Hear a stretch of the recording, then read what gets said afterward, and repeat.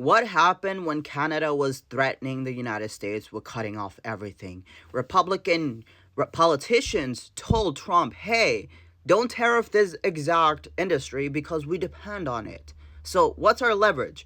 Our leverage is blue economies, and that's going to be led by our governor. It's going to be led by our attorney general, and this is our only solution before the worst case scenario. Thank you to Sarah, who tells us that she's in Tennessee and everyone is poor there and depends on blue state money.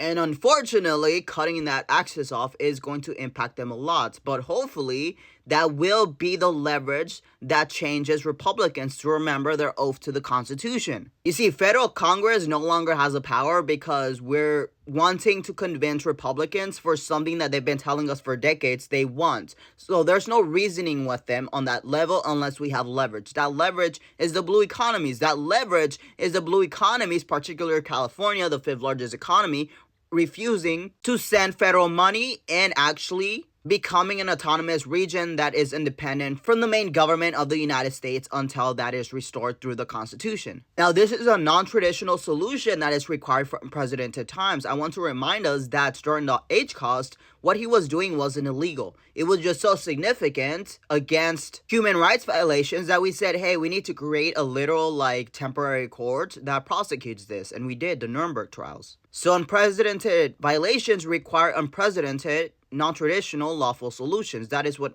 international law is. That is non-traditional lawful solution. Now, federal Congress can't do anything. They can't do anything anymore. They told us it was a constitutional crisis. That's perfect because it tells us that none of the branches are capable of fixing this because there's compromise in it. Unconstitutional can be fixed by the courts. Illegal can be fixed by the courts. Both of those can also be fixed by Congress. But a constitutional crisis requires a solution that no branch is capable of solving on their own. This is where we maximize on Amendment 10, that is state rights and the rights of the people. Primarily, I believe that it is only if California gets in the lead of such a resistance that other blue states will feel the courage to jump in, because obviously they would be fearful of retribution. But if you have the fifth largest economy, that's much more courage. So the job right now is for the people in the blue states to pressure our own state governments to cut off the federal government, and also to threaten with autonomy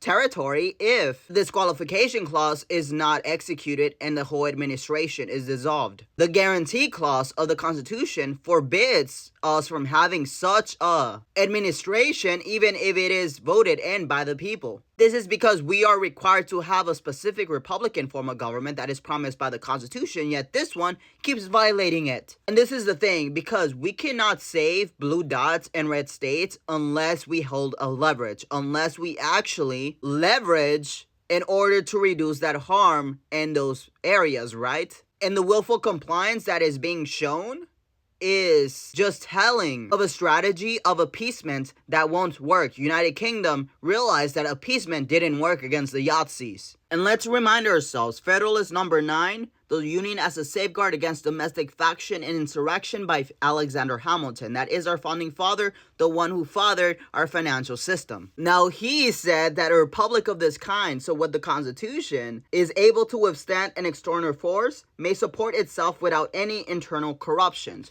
We know that's false now. If a single member should attempt to usurp, so to violate the supreme authority, that is Article 6 Supremacy Clause, that is the fact that the Constitution is the law of the land, and he should have not violated that. He should have maximized on his powers as a president and as commander-in-chief in order to quell that insurrection before it led to the extending of the certification unlawfully, right? At the bare minimum, he had the Insurrection Act, which was used in 1992, with the LA riots. But he could not be supposed to have an equal authority and credit in all the states. Unfortunately, in the courts misinterpreting our constitutionality to say that the states themselves cannot remove him from the ballots, it allowed for this to be ignored. Why? Because technically this is originalism. So this is the opinion of our founding fathers, right? But through Article 6 Supremacy Clause, we know that the Constitution is the law of the land. So why are the courts acting different to the law of the land through textualism? That is originalism. So they're using the same kind of logic that they're saying is wrong in order to interpret this. And the funny thing is that this dismisses the Federalist Papers as having weight. However, Article 3 of the Constitution is incomplete. So the judiciary doesn't actually have a structure. Congress depends on Federalist 78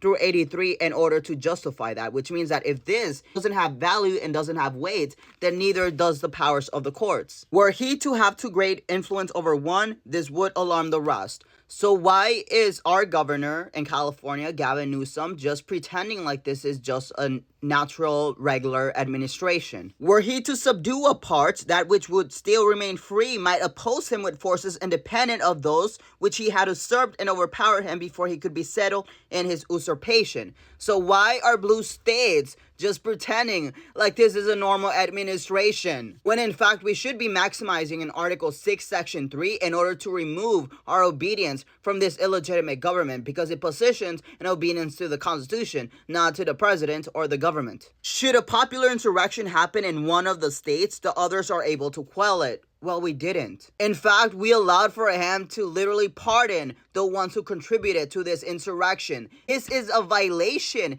and an attack on our constitutional integrity. This is why he's able to do what he wants. Why? Because in the courts, disallowing us from actually solving this political question before the election, it forced us into a reality where we could not change this. It's the same logic that is being used with New York Mayor Eric Adams. Oh, he's running, so you shouldn't be prosecuting him for anything. That doesn't make sense. The country may be destroyed on one side and not on the other. The country may be dissolved and the states preserve their sovereignty. So why aren't we maximizing on state rights, Governor Newsom? John Locke, a great influencer of our actual social contract, the first and second treaties of government, says, there is one way more whereby such a government may be dissolved, and that is when he who has the supreme executive power, that was Donald Trump on January 6th, neglects and abandons that charge. So inaction and neglect are the same as action, so that the laws already made can no longer be put in execution. So the certification was paused. Why? Because of an interaction that he failed or rejected